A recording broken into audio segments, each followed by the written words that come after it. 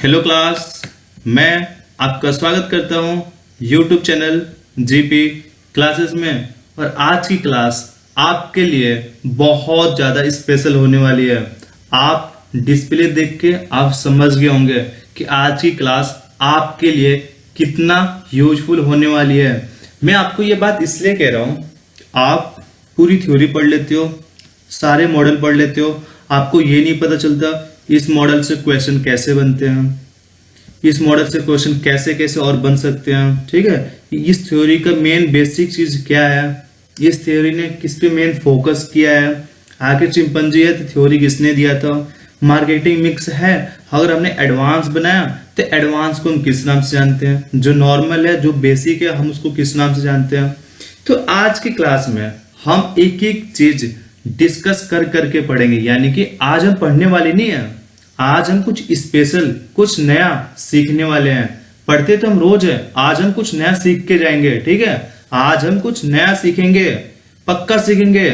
तो आज तो पहला क्वेश्चन आपके सामने है, स्टार्ट करते हैं। पहला क्वेश्चन आपके सामने है, पहला क्वेश्चन आपका ये कह रहा कि लेबर मार्केट इंफॉर्मेशन सिस्टम यानी कि LMIS, कभी कभी इसका फुल फॉर्म पूछ लेता है पेपर में कि LMIS का फुल फॉर्म क्या होता है, तो लेबर मार्केट इंफॉर्मेशन सिस्टम। पहला क्वेश्चन तो यहां से आपका क्लियर है।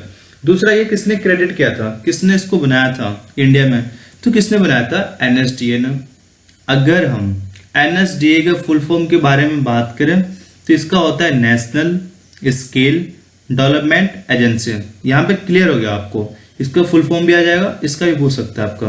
तो यहाँ से दो चीज क्लियर है। अगर हम बात करें कि जो आपका LMIS किसने किया, NSDA ने किया, तो किसके अंडर किया, ये किया था आपका MSDE के अंतर्गत किया था। यहां पे देखो आप, ministry of skill development and entrepreneurship, यानी कि इसका फुल फॉर्म क्या आपका, ministry of skill development and entrepreneurship. इसके अंडर NSDA ने क्या किया था, LMIS बनाया था। इसमें क्या था आपके कि मार्केट में कितना डिमांड है, क्या उसके अकॉर्डिंग सप्लाई हो पा रहा, नहीं हो पा रहा, तो ये सब इंफॉर्मेशन पता करने के लिए मार्केट के बारे में NSDA ने क्या बनाया आपका, लेबर मार्केट इंफॉर्मेशन सिस्टम। शायद आपको क्लियर हो गया होगा किसने बनाया, NSDA ने।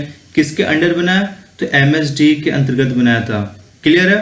अब चलते हैं दूसरे क्वेश्चन पे। दूसरा क्वेश्चन आपका क्या कह रहा हूं, दूसरा क्वेश्चन आपका ये कह रहा हूं कि 4P को हम किस नाम से जानते हैं।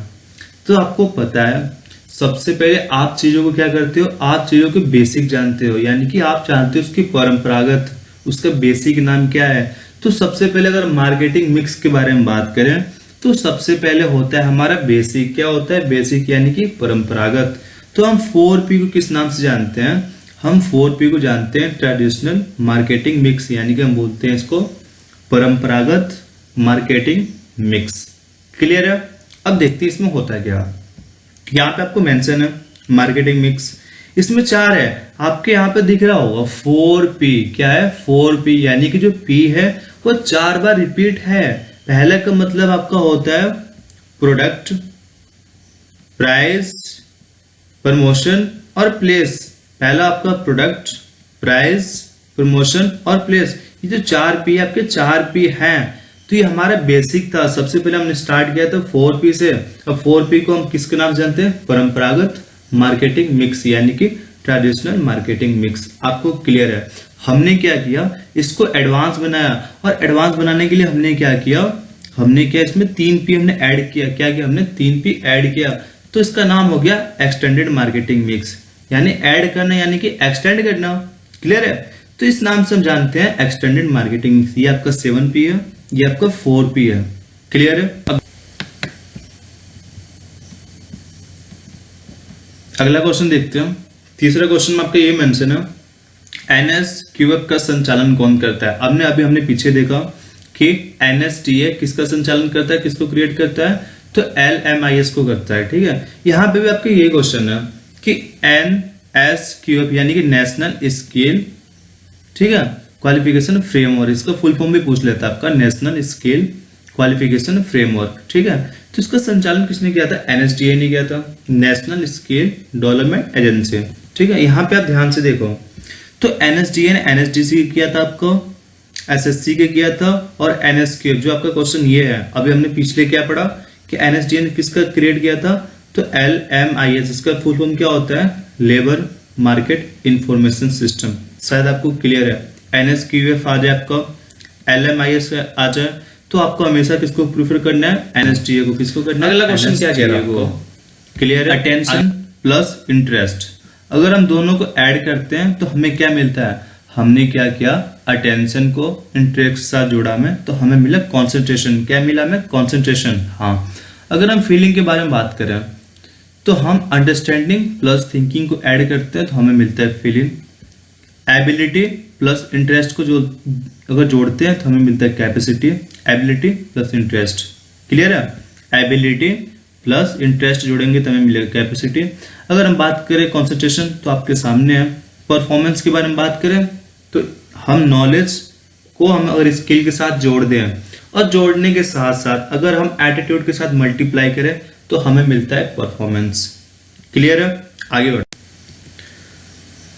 पांचवा क्वेश्चन आपका ये कह रहा हूं कि पार्टिसिपेटरी टीचिंग मेथड आपके कौन कौन से होते हैं। क्या ग्रुप डिस्कशन होता है, टीचिंग अदर्स होता है, ऑडियो विजुअल होते हैं, या फिर आपका ए और बी होता है। तो यहाँ पे आप ध्यान से देखो, हमने क्या किया, लर्निंग पिरामिड को हमने दो भाग में डिवाइड किया। एक को हमने नाम दिया पैसिव, दूसरे का नाम दिया हमने पार्टिसिपेटरी। आपको नाम से पता चल रहा कि ये जो मेथड है इसमें आप किसी न किसी तरह से पार्टिसिपेट कर रहे हो, पर यहाँ पे आप क्या कर रहे हो, पार्टिसिपेट नहीं कर रहे हो। लेक्चर आप नहीं, आप ले रहे हो पर आप इसमें इन्वॉल्व नहीं हो ना। आप रीडिंग लगा रहे हो, आप ऑडियो सुन रहे हो, आप डेमोन्स्ट्रेशन देख रहे हो, आप उसमें इन्वॉल्व नहीं हो। इन्वॉल्व नहीं हो तो पैसिव है। आप जिसमें इन्वॉल्व हो, जिसमें आप काम कर रहे हो, पार्टिसिपेट कर रहे हो, आपका हो गया पार्टिसिपेटरी, या फिर बोलते हैं इसको क्या बोलते हैं, एक्टिव।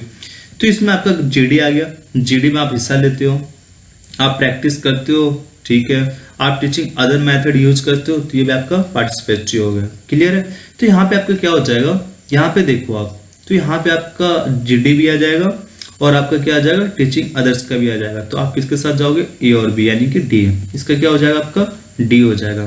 क्लियर है। देखते हैं अगला क्वेश्चन क्या है कि हम ऑपरेंट कंडीशनिंग थ्योरी को हम किस नाम से जानते हैं। ठीक है, तो हमें सबसे पहले पता होना चाहिए कि ऑपरेंट कंडीशनिंग थ्योरी होता है क्या। यहाँ पे देखो किसने दिया था, BF स्किनर ने दिया था। सबसे पहली बात यह, चूहे पे कब दिया था, 1938 में। इसके 5 साल बाद उन्होंने किस पे दिया था, कबूतर पे, 1943 में।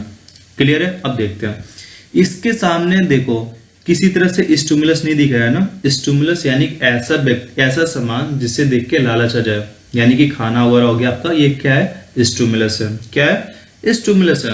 तो इसके सामने कोई स्टिमुलस नहीं दिख रहा। इसको भूख लगा, इसने पैर चलाया, जब उसके पैर से क्या हुआ, ये लीवर दबा, तो इसके सामने ट्रे में यहाँ पे खाना आ गया, तो इसने खा लिया। इसे पता नहीं था कि इसे खाना मिलेगा नहीं मिलेगा।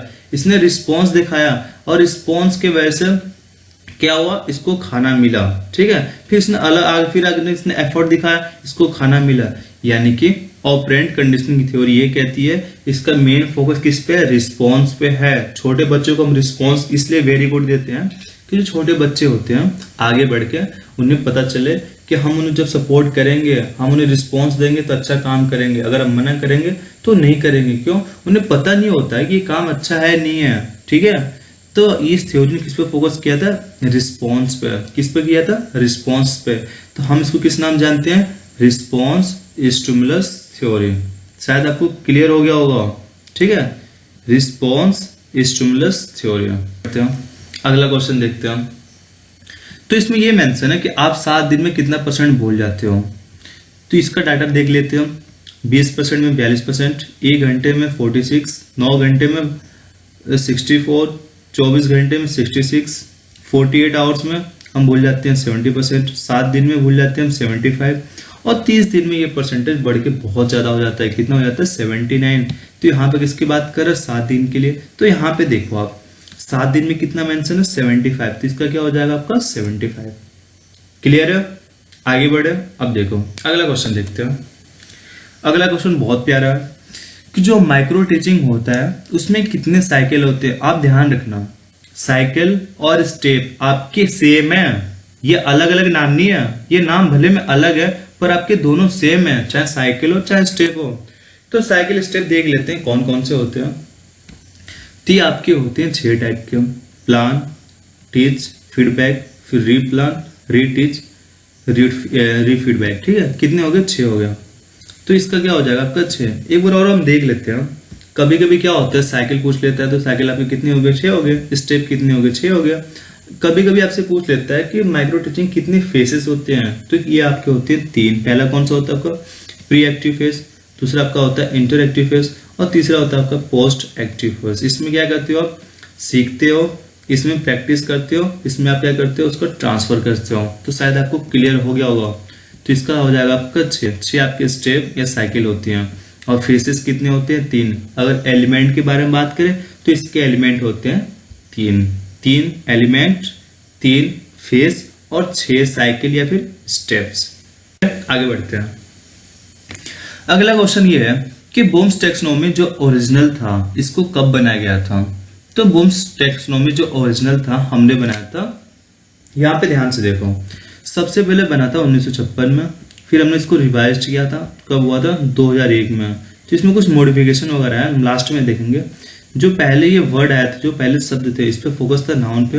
अब जो 2001 में बना, इसने क्या किया? नाउन को किस में कन्वर्ट कर दिया? वर्ब में। ठीक है, यहाँ पे हमने क्या किया? क्रिएट को लगा दिया और रिवोल्यूशन को हमने क्या किया? नीचे लेके आ गया। तो कुछ हमने एक्सचेंज किया। तो आपका ओरिजिनल ब्लूम्स टैक्सोनॉमी कब बना था? ये बना था आपका 1956 में। क्लियर है? आगे बढ़ते।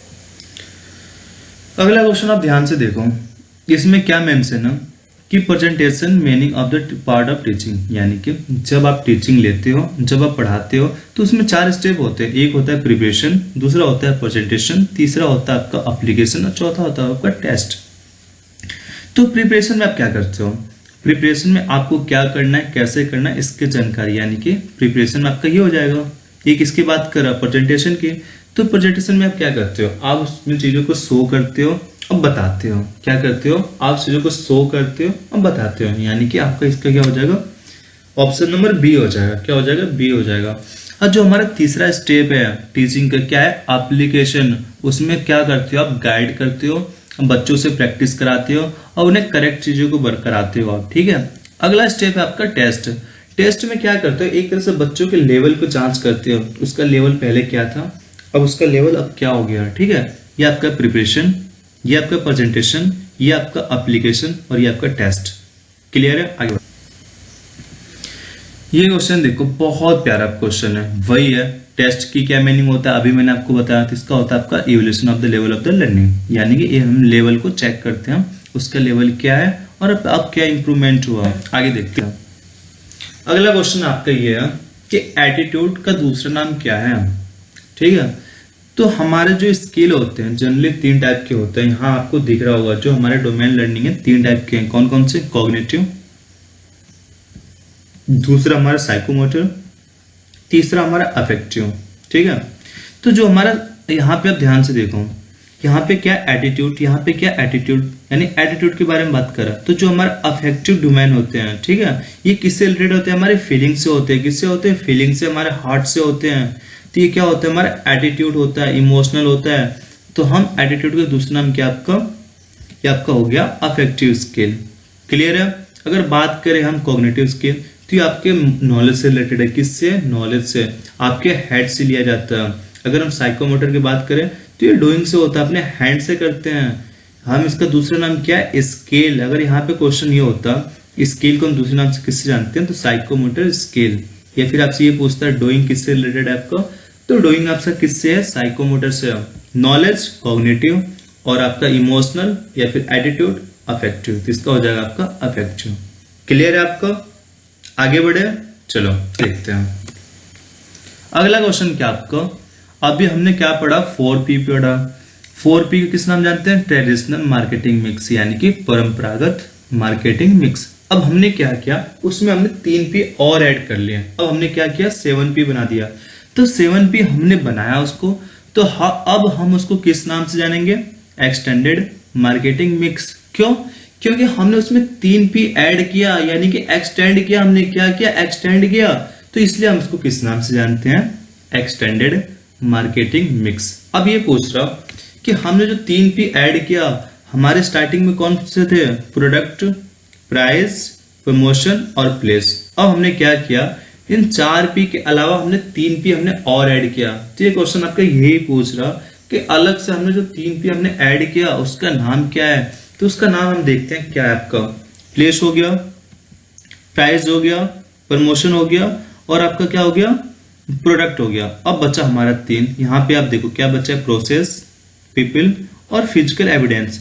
तो ये हमारे 3 अलग से जो हमने ऐड किए थे वो 3 है। तो यहाँ पे आप ध्यान से देखो, पीपल ये आपका मिल गया, प्रोसेस आपका यहाँ पे मिल गया और फिजिकल एविडेंस यहाँ पे आपका मिल गया। यानी कि ये आपका बेसिक वाला है और ये आपका एक्सटेंडेड मार्केटिंग मिक्स है। तो इसका क्या हो जाएगा? आपका बी हो जाएगा। क्या हो जाएगा? आपका बी हो जाएगा।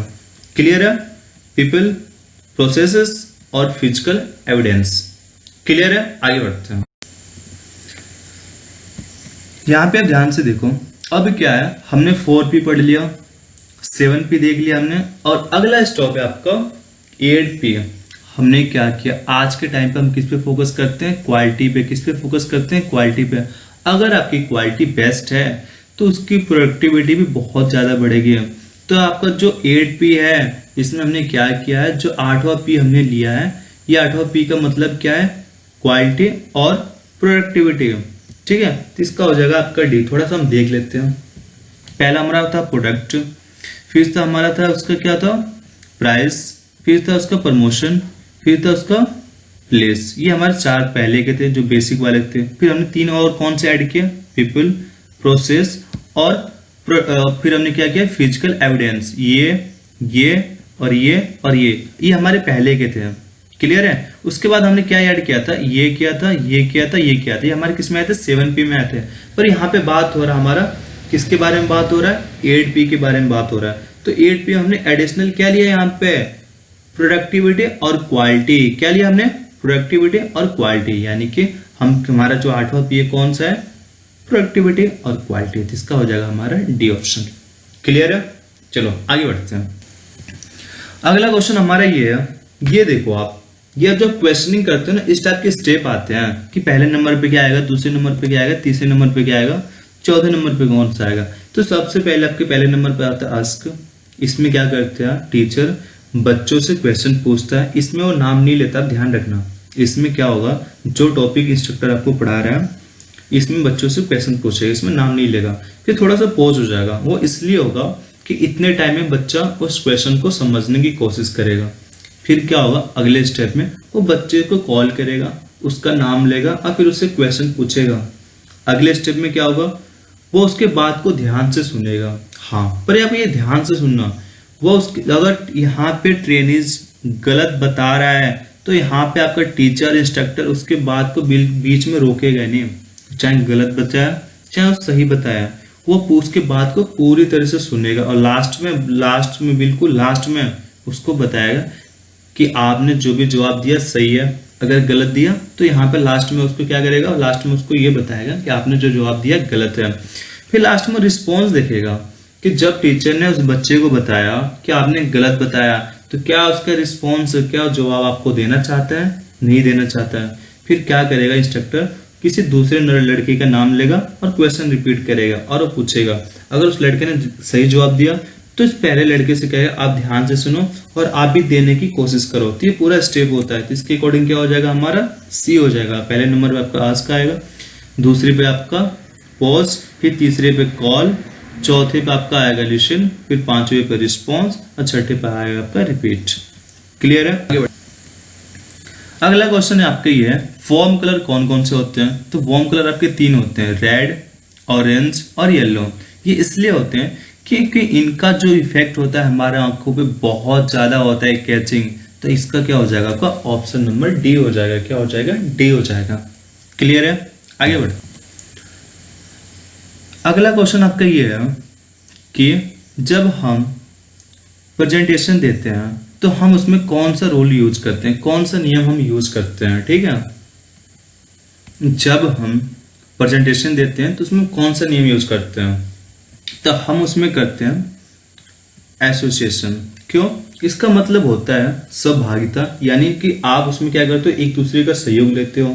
ठीक है, या बोलते हैं इसे संयोजन बोलते हैं। यानी आप एक चीजों को दूसरी चीज से रिलेट करते हो, आप वहां पे प्रेजेंटेशन दे रहे हो तो एक चीज को आप दूसरी चीज से रिलेट करोगे और रिलेट कराने के बाद बच्चों को समझाओगे, जिससे बच्चा वो क्या करेगा, एक आसान तरीके से समझ सकता है। अगर हम बात करें यहाँ पे हम रेडिनेंस, तो इसका नाम होता है तैयारी का नियम, यानी कि हम इसको यूज करते हैं प्रिपरेशन में। किस में यूज करते हैं? प्रिपरेशन में।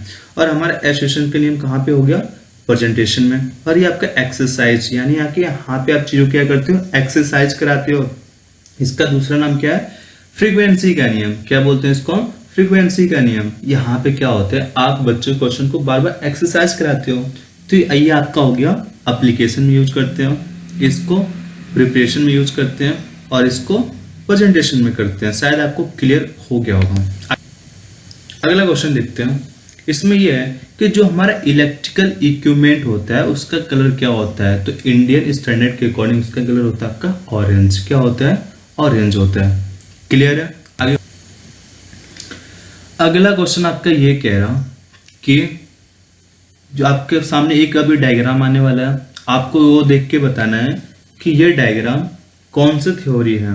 तो यहाँ पे देखो बिल्ली दिख रही है, यानी कि ये किसकी बात कर रहा है? ट्रायल और एरर थ्योरी के। इसके सामने क्या? स्टिमुलस है। इसके सामने क्या? स्टिमुलस है। इसको क्या है? इसको भूख लगा है, इसको स्टिमुलस चाहिए, खाना चाहिए। तो खाना प्राप्त करने के लिए एफर्ट दिखाएगी। क्या दिखाएगी? एफर्ट दिखाएगी, जिसकी वजह से इसका पैर है, इस पे लीवर पे लगा तो गेट खुल जाएगा और ये खाना खा लेगी। यानी कि हमारी कौन सी थ्योरी है? ये हमारी है ट्रायल और एरर थ्योरी, यानी कि प्रयास और त्रुटि का नियम है इसमें। ठीक है, यह थ्योरी किस पे फोकस किया था? स्टिमुलस पे। इसने किस पे फोकस किया था? खाने पे किया था। खाने में क्या था? मछली थी। इसमें क्या कभी कभी आपसे ये पूछ लेता है कि ऑपरेट ट्रायल और एरर थ्योरी को का जो मेन फोकस है किस पे है? तो स्टिमुलस पे है। जबकि आपकी ऑपरेंट कंडीशनिंग थ्योरी थी, उसका फोकस था रिस्पॉन्स पे है। तो हम उसको जानते थे रिस्पॉन्स स्टिमुलस थ्योरी, और इस थ्योरी को हम जानते हैं स्टिमुलस रिस्पॉन्स थ्योरी। क्लियर है? अब अगला क्वेश्चन देखते हैं। अगला क्वेश्चन ये है, अभी आपके सामने एक पिक्चर दिखाया जाएगा और आपको बताना ये आपकी कौन सी थ्योरी है।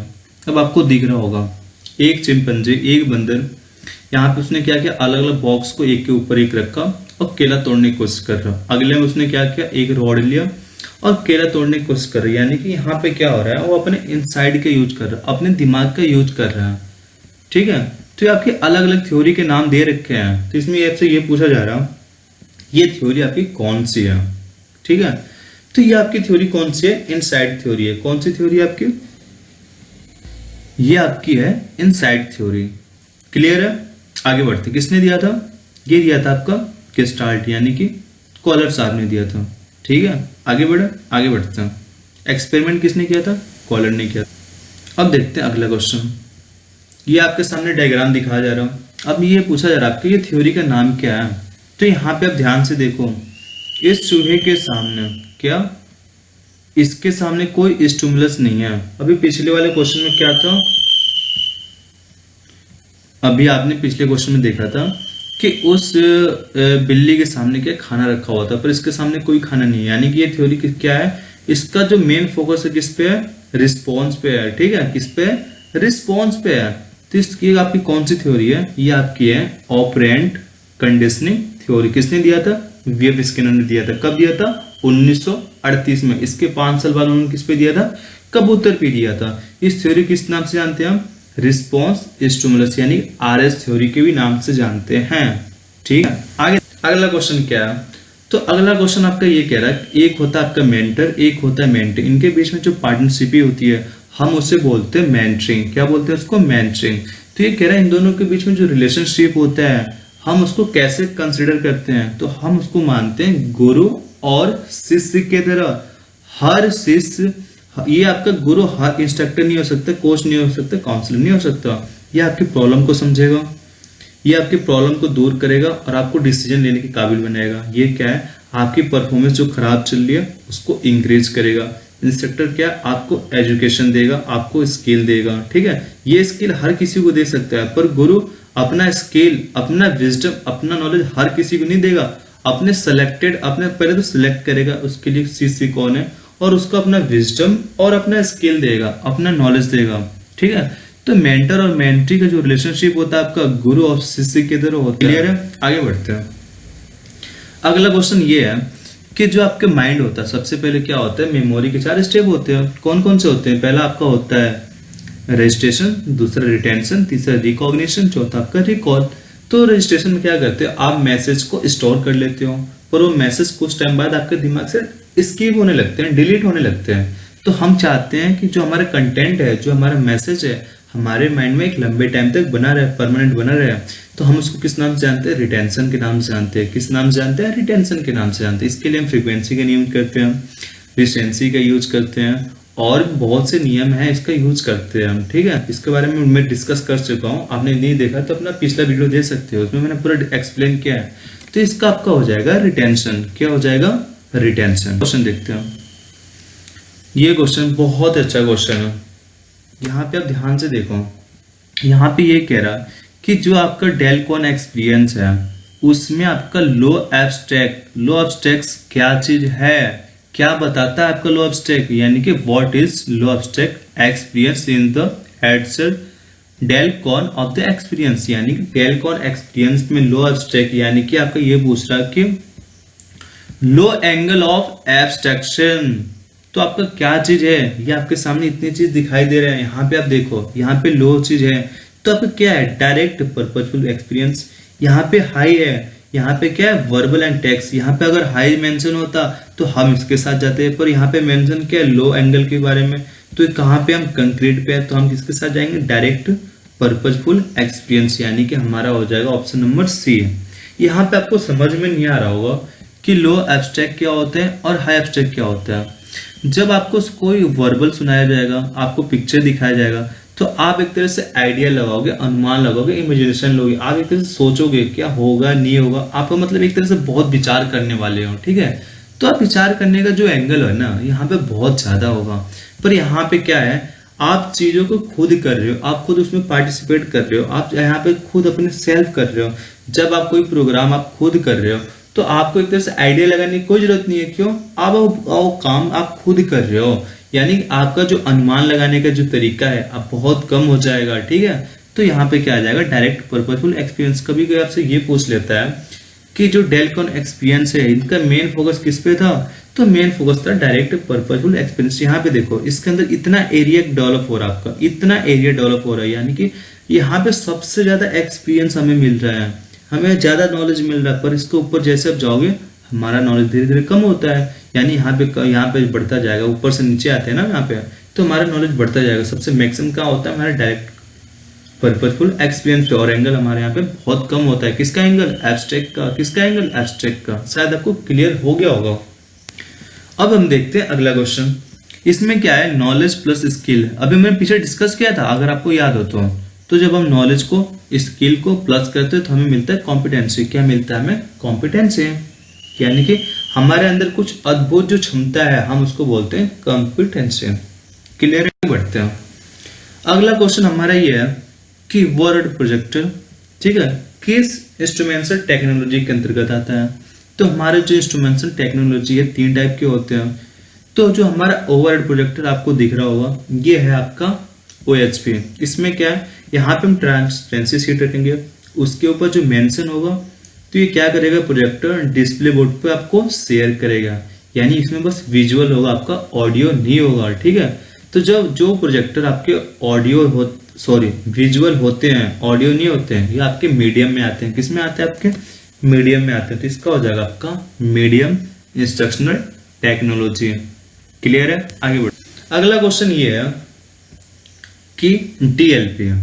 पहली बात तो आपसे फुल फॉर्म पूछ लेगा, तो क्या है? डिसेंटर लिक्विड प्रोजेक्टर।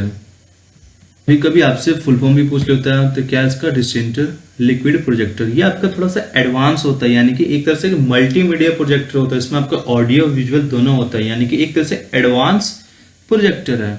तो हम इसको आजकल हम लेटेस्ट इसी को यूज करते हैं। इसमें आपका ऑडियो विजुअल दोनों होता है। तो ये हमारे किस में आता है? हाई वाले में आता है। किस में आता है? आपके हाई इंस्ट्रक्शनल टेक्नोलॉजी। क्लियर है? अगला क्वेश्चन देखते हैं। अगला क्वेश्चन ये है कि जो आपके मॉडल होते हैं और जो आपका मैग्नेटिक बोर्ड होता है ये आपके किस में आते हैं, तो आपके लो में आते हैं। किस में आते हैं, आपके लो वाले में आते हैं। तो इसका हो जाएगा option number A, low instruction technology, जो आपके सबसे नीचे क्लास के होते हैं। अब इसमें मॉडल हो गया आपका मैग्नेटिक बोर्ड, डिस्प्ले बोर्ड, ठीक है, तो आपके इसमें आते हैं। क्लियर है। आगे अगला क्वेश्चन बहुत अच्छा क्वेश्चन है।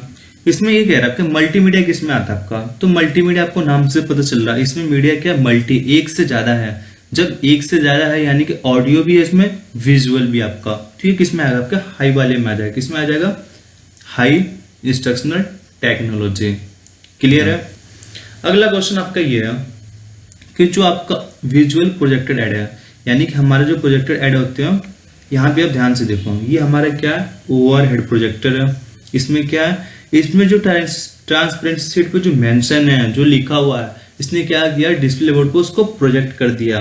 तो यहाँ पे आपको ऑप्शन देखो OHP, चाक बोर्ड, पैनल बोर्ड और फोटोग्राफ। तो यहाँ पे बस हमारा जो OHP है, ये हमारा जो प्रोजेक्ट, ये हमारे ऐसा विजुअल है जो प्रोजेक्टेड करता है, क्या करता है, प्रोजेक्ट करता है, यानी कि विजुअल करता है प्रोजेक्ट के फॉर्म में। तो हमारे यहाँ पे क्या हो जाएगा, इसका हो जाएगा OHP। चाक बोर्ड के बारे में देख लेते हैं, पैनल बोर्ड के बारे में। तो चाक बोर्ड तो आपको पता है, फोटोग्राफ आप लेते हो तो फोटोग्राफ आपको पता ही है, ठीक है। तो अगला हमारा क्या, फ्लैनल बोर्ड। तो ये आपको सामने दिख रहा है। इसमें क्या होता है, ये ऐसा बोर्ड होता है कि आप कोई भी कहानी, कोई भी स्टोरी इस बोर्ड पे शो कर देते हो और कोई भी पर्सन इस बोर्ड को देख के पता चल जाता है इसको तो क्या मेंशन है, ठीक है। इसे नोटिस बोर्ड नहीं कहते हैं, ये आपके एक्टिविटी से रिलेटेड होता है कि आपने कोई कहानी बताया, आपने पूरी कहानी को इसके ऊपर क्या कर दिया, एक तरह से शो कर दिया आपने, ठीक है। हम देखते हैं अगला क्वेश्चन। अगला क्वेश्चन हमारा ये है कि जो हमारा ऑडियो विजुअल एड होता है, प्रोजेक्टर एड, वो कौन सा होता है। तो मैंने आपको अभी बताया जिसमें साउंड भी हो और विजुअल भी हो, ऐसे प्रोजेक्टर हमारा ऑडियो विजुअल प्रोजेक्टर होते हैं। इसमें आपका विजुअल होता है, ऑडियो नहीं होता। इसमें भी आपका विजुअल होता है और ये आपका तो भाई विजुअल है ही आपका डिस्प्ले बोर्ड। तो यहाँ पे क्या है, साउंड फिल्म प्रोजेक्टर, ये आपका होता है ऑडियो विजुअल एड। यहाँ पे हम बात करते हैं जो हमारे विजुअल एड होते हैं, दो टाइप के होते हैं, एक हमारा नॉन प्रोजेक्टेड, दूसरा हो गया हमारा प्रोजेक्टेड। इनमें क्या होता है, बस विजुअल होता है। क्या होता है, विजुअल। ये आपके प्रोजेक्ट करते हैं बोर्ड पे, क्या करते हैं, प्रोजेक्शन के फॉर्म में वस्तुओं को, चाहे मैसेज को क्या करते हैं, विजुअल करते हैं। और इन्हें आप देख के समझ सकते हो क्या चीज है क्या चीज नहीं है। ये आपके पास विजुअल होता है, इसमें ऑडियो नहीं होता आपका, ठीक है। तो क्लियर है। अगर आपका इसने वीडियो नहीं देखा हो तो आप देख सकते हो, मैंने डाल रखा है इसके पूरा डिटेल्स में आपको समझा रखा है मैंने कि इसमें आपका क्या होता है। अगला क्वेश्चन देखते हो। अगला क्वेश्चन आपके है कि हमारा जो ऑडियो विजुअल है, हमने क्या किया, इसको दो भागों में डिवाइड किया। एक को नाम दिया हमने हार्डवेयर, दूसरे का नाम दिया हमने सॉफ्टवेयर। तो हार्डवेयर में क्या आता है आपका, यानी कि ऐसा प्रोजेक्टर जिसमें आपका साउंड भी हो, तो इसका क्या हो जाएगा आपका साउंड फिल्म प्रोजेक्टर। इसका जो बी पार्ट है जिसको बोलते हैं सॉफ्टवेयर, उसमें आपका आता है एनिमेशन क्लिप आता है, साउंड फिल्म आता है और वीडियो टेप या डीवीडी वगैरह हमारा उसमें आता है। और ये वाले में क्या आता है, हमारा सीसीटीवी कैमरा हो गया, साउंड फिल्म प्रोजेक्टर हो गया, मल्टीमीडिया हो गया। ये हमारे किस में आते हैं, ई वाले में आते हैं। बी वाले में क्या था हमारा एनिमेशन क्लिप, साउंड फिल्म और हमारा था तीसरे नंबर पर वीडियो टेप्स या फिर डीवीडी।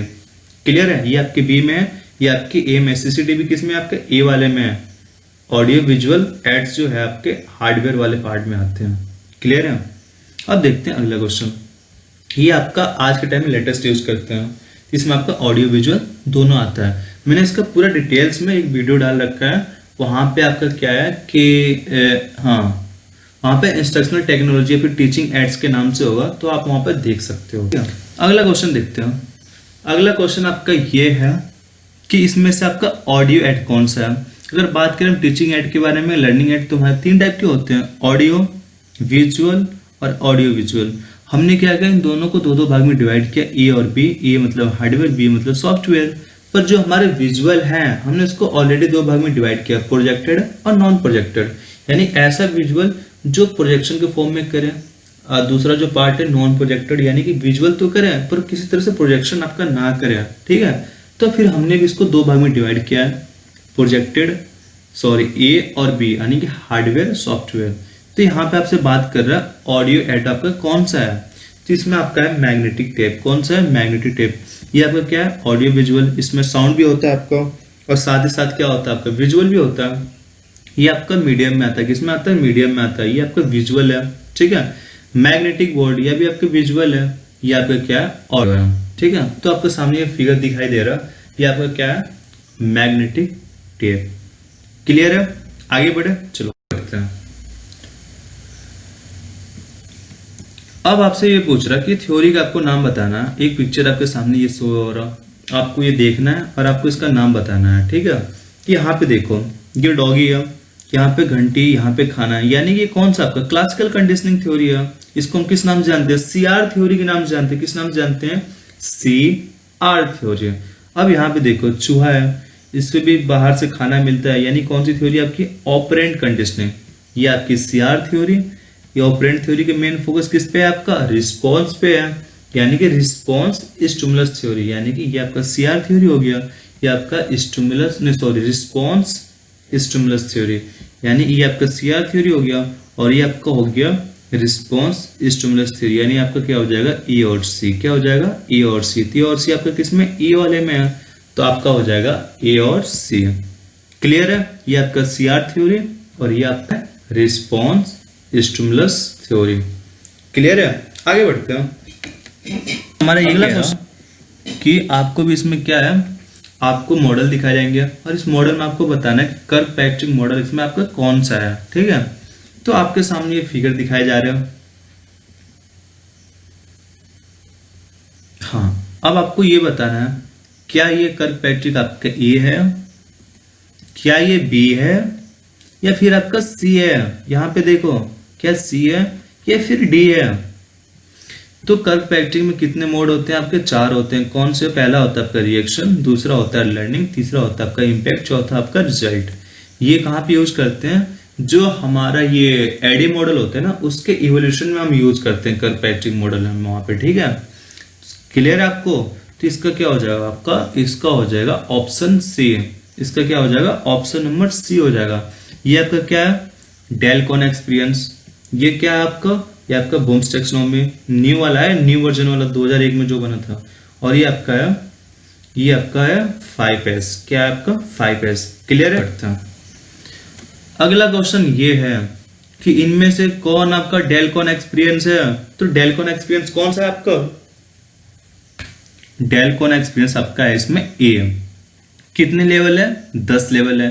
अगर आप रीड कर रहे हो तो 10% सीख हो गया, ठीक है। अगर आप बस चीजों को सुन रहे हो, यहाँ पे क्या कर रहे हो, आप रीड कर रहे हो, यहाँ पे आप चीजों को सुन रहे हो, 20%। तीसरे वाले स्टेप में क्या, जब आप चीजों को विजुअल कर रहे हो, यानी कि चीजों को आप देख रहे हो, तो आप 30% सीखते हो, ठीक है। जब आप सुन भी रहे हो और देख भी रहे हो तो आप 50%। जब आप वहां पे क्या कर रहे हो, वहां पे आप बोल भी रहे हो, यानी एक तरह से पार्टिसिपेट कर रहे हो, जैसे जीडी वगैरह हो गया, वहां पे क्या करते हो, बोलते हो, तो वहां पे आप एक तरह से हिस्सा ले रहे हो, तो 70%। अगले में क्या, जब आप खुद करते हो ना, तो इसकी परसेंटेज बहुत ज्यादा हो जाता है, तो 90%। क्या होता है आपका, 90%।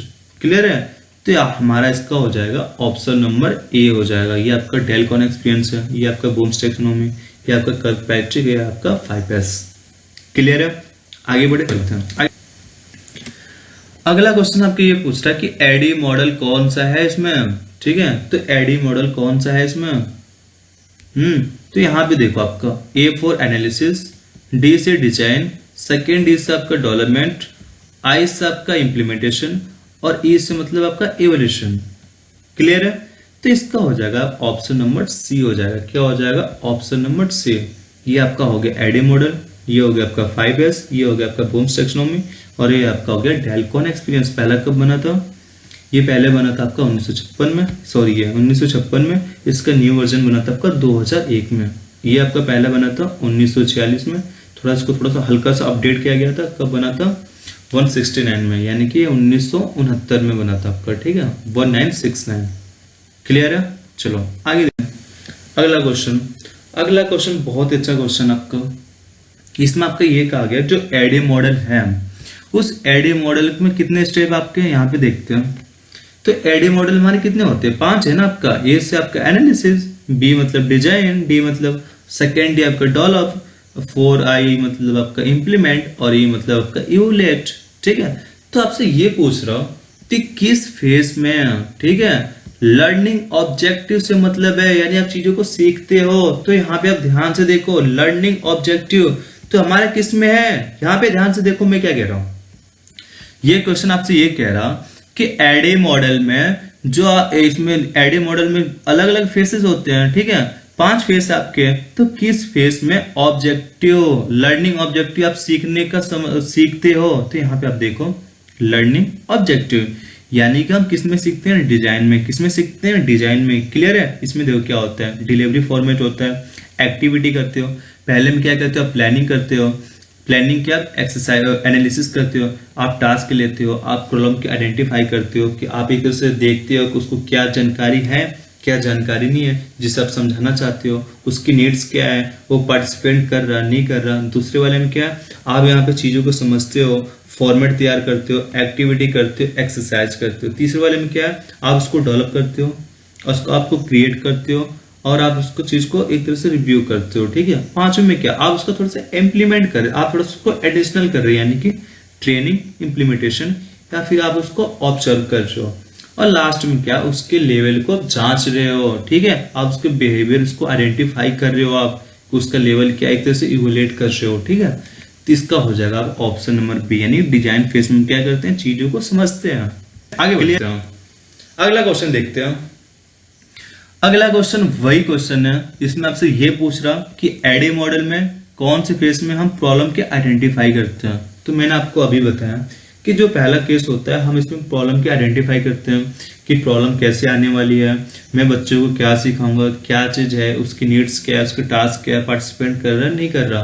तो हमारे किस में होता है? ये एनालिसिस फेस में होता है। किस में होता है? एनालिसिस फेस में। सेकेंड में क्या करते हैं? हम इसमें चीजों को सीखते हैं, यहाँ पे चीज़ों को हम डेवलप करते हैं, यहाँ पे हम इम्प्लीमेंट करते हैं, और यहाँ पे उसके लेवल की जांच करते हैं, उसका लेवल क्या है और क्या चीज़ नहीं है। तो शायद आपको यहाँ तक क्लियर हो गया होगा, ठीक है। चलो आगे बढ़ते हैं, अगला क्वेश्चन देखते हैं। अगला क्वेश्चन भी आपका बहुत प्यारा क्वेश्चन है, जिसमें ये कह रहा कि एडे मॉडल सेम वही क्वेश्चन है, कितने फेस होते हैं? 5 होते हैं। तो कौन से फेस में इसमें असेंबल किया जाता है? आपका क्या किया जाता है? असेंबल किया जाता है। तो मैंने आपको ये चीज बताई, यहाँ पे चीजों को आप क्या कर रहे हो? डेवलप कर रहे हो। क्या कर रहे हो? चीजों को आप क्रिएट कर रहे हो, आप असेंबल कर रहे हो, आप उसका रिव्यू कर रहे हो। तो आप किसमें करते हो?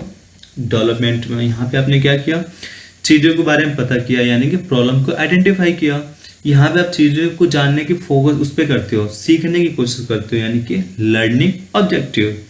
और तीसरे वाले आप क्या करते हो? यहाँ पे आप चीजों को डेवलप करते हो, आप उसका असेंबल करते हो, आप उसका क्रिएट करते हो। चौथे पे क्या करते हो? उसका इम्प्लीमेंट करते हो। पांचवे पे उसके लेवल की आप जांच करते हो कि उसका लेवल पहले क्या था, अब उसका लेवल क्या है।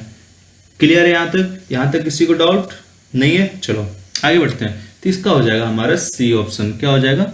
C option. सी में क्या आपका? डेवलपमेंट फेज में हम चीजों क्या करते हैं? असेंबल करते हैं। अगला देखते हैं क्वेश्चन। अगला क्वेश्चन बहुत प्यारा क्वेश्चन है आपका, ये कह रहा कि जो हमारा एडे मॉडल है उसमें पूरे प्रोसेस में हम एक तरह से इवोल्यूशन यूज करते हैं। तो हम उसमें कौन सा इवोल्यूशन यूज करते हैं? तो आपके सामने है ए, बी, सी और डी। ए में आपका कह रहा कि कर्वमैट्रिक इवोल्यूशन यूज करते हैं, या फिर साइन गेस्टाल्ट इवोल्यूशन यूज करते हैं, या फिर कॉलर इवोल्यूशन यूज करते हैं, या फिर हम बोलते हैं पार्लर इवोल्यूशन। तो अभी हमने डिस्कस कर लिया कि हम इसमें कौन सा यूज करते हैं? कर्वमैट्रिक। कर्वमैट्रिक में कितने फेस है हमारे? 4 है। पहला आपका रिएक्शन, दूसरा लर्निंग, तीसरा बिहेवियर, चौथा आपका रिजल्ट, ठीक है। तो ये चीज इसके 4 होते हैं, ठीक है। तो रिएक्शन में क्या होता है? क्या आप चीजों को पढ़ा रहे हो, समझा रहे हो, तो उसका रिएक्शन क्या है, क्या चीज नहीं है, क्या, ठीक है। दूसरे में क्या? लर्निंग, आप चीजों को बता रहे हो, ठीक है, आप नॉलेज दे रहे हो उसका, तो चीजों को समझ रहा नहीं कर रहा, तो ये आपका लर्निंग में आ जाएगा। तीसरे में बिहेवियर। ये जो चीज होता है ये करीब वो ट्रेनिंग के 15 से 20 दिन या फिर 1 महीने बाद देखने को मिलता है कि जो आपने ट्रेनिंग दिया वहां पे, तो उस ट्रेनिंग के वजह से उसमें क्या चेंजेस आए, क्या चेंजेस नहीं आए। तो ये करीब आपके 15 से 20 दिन या 1 महीने बाद आपको देखने को मिलता है। और चौथे स्टेप में क्या है? चौथे में आपका ये है कि जब वो बंदा कंपनी में जाता है, कहीं और जाता है, तो उसने जो सीखा उसका उसने यूज किया। जब उसने यूज किया तो उसकी परफॉर्मेंस में क्या रिजल्ट बना, क्या उसकी परफॉर्मेंस बेस्ट रही, क्या उसने 100% सीखा या नहीं सीखा। तो चौथा स्टेप होता है आपका रिजल्ट का। तो हमने क्या किया इसमें? कौन सा यूज किया? कर्वमैट्रिक इवोल्यूशन। क्लियर है? चलो आगे बढ़ते हैं। अगला क्वेश्चन आपका ये है, NSQC।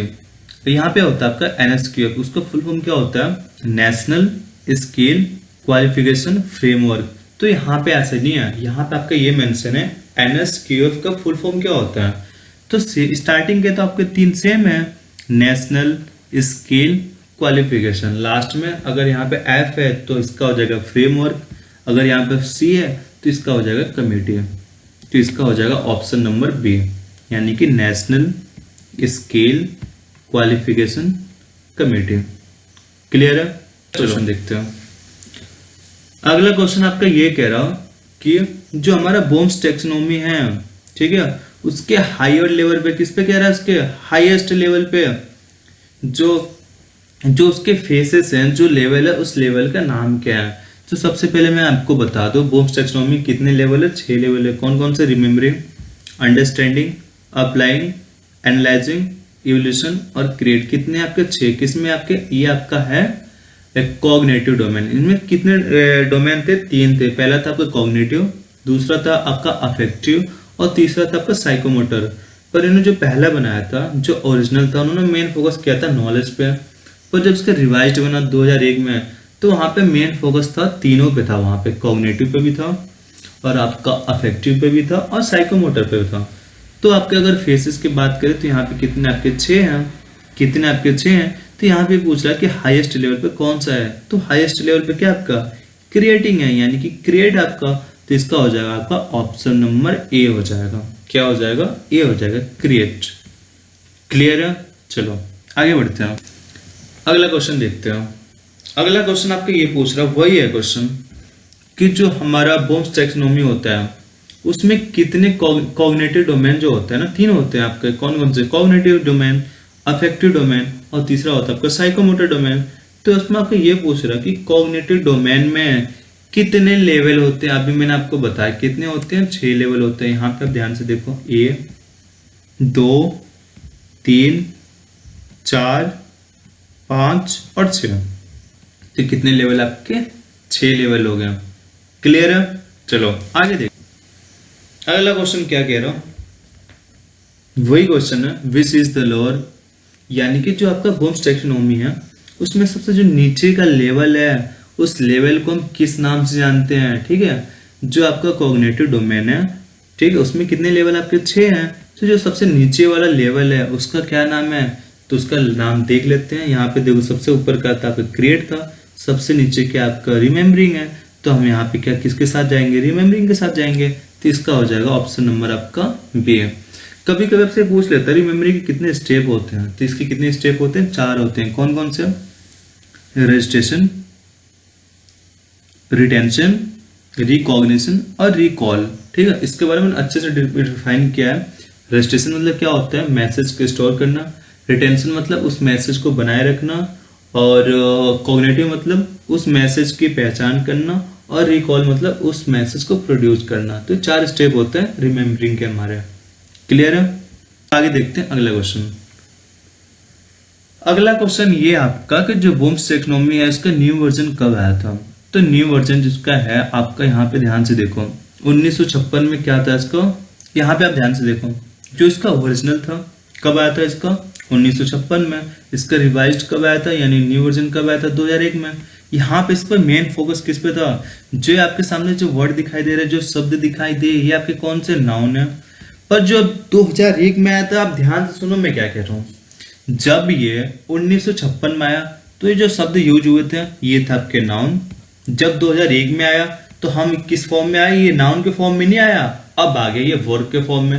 यानी जो शब्द यहाँ पे यूज है ये आपके नाउन नहीं, ये आपके वर्ब है। अब यहाँ पे हमने क्या किया? नॉलेज की जगह हमने रिमेंबर कर दिया, कॉम्प्रिहेंशन की जगह हमने अंडरस्टैंड कर दिया, हमने अप्लाइंग एप्लीकेशन की जगह हमने अप्लाई कर दिया, एनालिसिस के लिए एनालिसिस कर दिया। और हमने क्या किया? यहाँ पे सिंथेसिस को हमने किसके साथ चेंज कर दिया? क्रिएट के साथ। हमने इसको ऊपर कर दिया और जो इसका इवोल्यूशन था हमने नीचे कर दिया। तो इस तरह से हमने कुछ चेंजेस वगैरह किए। तो ये पूछ रहा है जो न्यू वर्जन है कब बना था? तो ये आपका बना था 2001 में। कब बना था? 2001 में बना था। मैं थोड़ा सा आपको क्लियर कर देता हूँ। इसमें छोटा एक बच्चा होता है, उसे पता नहीं होता, जब हमसे कुछ भी पढ़ा देते हैं वो मान लेता है। फिर थोड़ा सा अलग ऊपर क्लास में जाता है, उस चीज़ों को समझना स्टार्ट कर देता है। फिर यहाँ पे उसने समझ लिया तो यहाँ पे वो चीज़ों को अप्लाई करता है, अपने रियल लाइफ में अप्लाई करता है। यहाँ पे क्या है, यहाँ पे चीज़ों को सबसे पहले तोड़ता है और तोड़ने के बाद उसको थोड़ा सा एनालिसिस करता है। अब यहाँ पे क्या है, जो चीज़ को उन्होंने तोड़ा था उसको एक सीक्वेंस में लगाता है और लगाने के बाद उसको थोड़ा सा आगे बढ़ता है। अब यहाँ पे क्या है, जो उसने लेवल में लगाया उसके लेवल की जांच करता है। तो आपके 6 स्टेप है। अब यहाँ पे आप ध्यान से देखो, बाकी आपके 4 तो आपके सेम है। यहाँ पे क्या था, उसने चीजों को तोड़ दिया और उसको एक तरह से उसके लेवल को जांच किया उसने, ठीक है, डिफरेंस देखा उसने, फिर क्या किया उसने, इवलाइज उसको जस्टिफाई किया और जस्टिफाई करने के बाद उसने अपने आप को इतना डेवलप कर लिया कि चीजों को क्रिएट कर सकता है। सिंथेसिस मतलब चीजों को जोड़ना और क्रिएट मतलब चीजों को डेवलप करना, सेम है। यहाँ पे क्या, अब लेवल की जांच करने के बाद उसको क्रिएट कर रहे हो, पर यहाँ पे ऐसे नहीं है। यहाँ पे आपने क्या किया, चीजों को तोड़ा और जोड़ दिया, जोड़ने के बाद उसका एवोल्यूशन कर रहे हो। तो ये आपका थोड़ा सा मेन डिफरेंस इसमें। कब आया था ये आपका, 2001 में आया था। ओरिजिनल कब आया था, 1956 में। किस पे फोकस था, ये नाउन था आपका, ये आपका था वर्ब। इस पर मेन किस पे आया था, ये कॉग्निटिव स्किल पे आया था। पर जब ये 2001 में आया तो कॉग्निटिव स्किल पे ही आया। इसके साथ यहाँ पे किस नाम से आया, वो अफेक्टिव स्किल भी आया आपका, और फिर आपका साइकोमेटर भी फोकस किया गया था। ठीक है, अगला क्वेश्चन देखते हैं। अगला क्वेश्चन ये है कि टीचिंग मटेरियल कौन सा है। तो मैंने इसको पूरा बेकायदे वीडियो डाल रखा है, आप वहां से देख सकते हो। ठीक है, तो यहाँ पे इसका टीचिंग मटेरियल के बारे में बात करें तो टीचिंग मटेरियल आपका है आपका लेसन नोट्स। इंफॉर्मेशन शीट क्या है, हमेशा इंफॉर्मेशन शीट आप यूज करोगे लेसन प्लान के साथ। ठीक है, और आप ऑपरेशन शीट यूज करोगे डेमोन्स्ट्रेशन प्लान के साथ, यानी कि ये आपके नॉलेज से रिलेटेड है। ऑपरेशन शीट आपके किससे, प्रैक्टिकल से रिलेटेड यानी कि उससे रिलेटेड है। और असाइनमेंट शीट आपके होमवर्क से रिलेटेड है। ठीक है, कभी कभी आपसे ये पूछ लेता है कि असाइनमेंट को हम होमवर्क किस नाम से जानते हैं, तो हम असाइनमेंट शीट को होमवर्क नाम से भी जानते हैं। लेसन नोट्स क्या, एक बात और, जो आपके टीचिंग मटेरियल है ये कौन बनाता है, इंस्ट्रक्टर।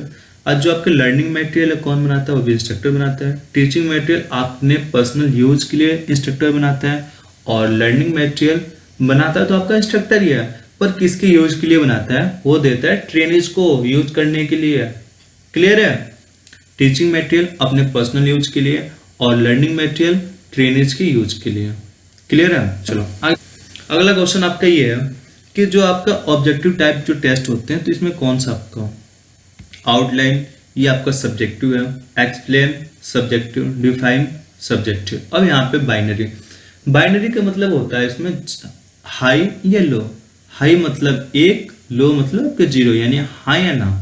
तो ये आपका क्या हो गया, आपका ऑब्जेक्टिव टाइप हो गया। बाइनरी शब्द आपने पढ़ा होगा, बाइनरी कोडिंग हम किस में यूज करते हैं, पीसी वगैरह में यूज करते हैं ना। क्या होता है आपका, 0 होता है, 1, 0 मतलब लो, 1 मतलब हाई, यानी कि हाँ या ना। हाँ या ना किस में होता है, आपका ऑब्जेक्टिव टाइप में होता है। क्लियर है, अगला क्वेश्चन देखते हैं। आज का ये लास्ट क्वेश्चन है, इसमें आपसे ये पूछा गया कि जो कर्वपैट्रिक जो इवोल्यूशन मॉडल है उसका जो चौथा लेवल है ऊपर का, उसका नाम क्या है। तो आप यहाँ पे ध्यान से देखो, जो सबसे नीचे है रिएक्शन, सेकेंड नंबर पे क्या आपका लर्निंग, तीसरे पे आपका इम्पैक्ट, और चौथे पे आपका क्या है, रिजल्ट। क्या आपका रिजल्ट। यहाँ पे आपका क्या है, बिहेवियर आता है। क्या क्या आता है, आपका बिहेवियर आता है। ठीक है, और चौथे पे आपका क्या आता है, रिजल्ट आता है आपका। ठीक है, तो रिएक्शन में क्या है कि आपको जो पढ़ाया गया तो आप कितना रिएक्शन दिखाते हो। यहाँ पे क्या है कि आप चीज़ों को समझाया गया तो आप कितना आपने लर्न किया, उसको ट्रांसफर किया। इम्पैक्ट, बिहेवियर, ये ट्रेनिंग के 3-4 महीने बाद या 2 महीने बाद आपके अंदर दिखाई देता है कि आपके बिहेवियर में क्या चेंज हुआ, क्या नहीं हुआ। और यहाँ पे लास्ट में क्या है, जो आपने चीज़ों को समझा, आपने उसको यूज किया, यूज करने के बाद क्या उसका रिजल्ट बेस्ट मिल रहा है या नहीं मिल रहा। जब इंडस्ट्री में जाते हो, जो आपने यहाँ पे सीखा, तो क्या आपने जो सीखा उसको आपने यूज किया, नहीं किया। अगर आपने अच्छे से यूज किया तो उसका रिजल्ट बेस्ट मिलता है। तो इसका फोर्थ आपका लेवल कौन सा है, रिजल्ट का। इसका क्या आपका रिजल्ट का, तो इसका हो जाएगा ऑप्शन नंबर डी। क्लियर है, तो आज के लिए हम इतना ही रखते हैं। शायद आपको ये वीडियो बहुत अच्छी लगी होगी। अगर आपने मेरा और भी बहुत से वीडियो नहीं देखे होंगे, टीचिंग एड वाले हैं, जो आपके लर्निंग मटेरियल है, टीचिंग मटेरियल, शॉर्ट एनालिसिस है, तो आप उसे देख सकते हैं। बहुत प्यारे प्यारे वीडियो मैंने डाल रखा है। ठीक है, तो आज की क्लास के लिए हम इतना ही रखते हैं। अगर आपको कोई प्रॉब्लम है, कोई भी क्वेश्चन आपको अगर समझ में नहीं आया, तो कमेंट बॉक्स में आप मैसेज कर सकते हो। ठीक है, मैं वहाँ पे आप मेरे ग्रुप में भी ज्वाइन कर सकते हो। ठीक है, तो आज के लिए हम इतना ही रखते हैं, बाकी आप नेक्स्ट वीडियो में जल्दी हम मिलते हैं वहां पे।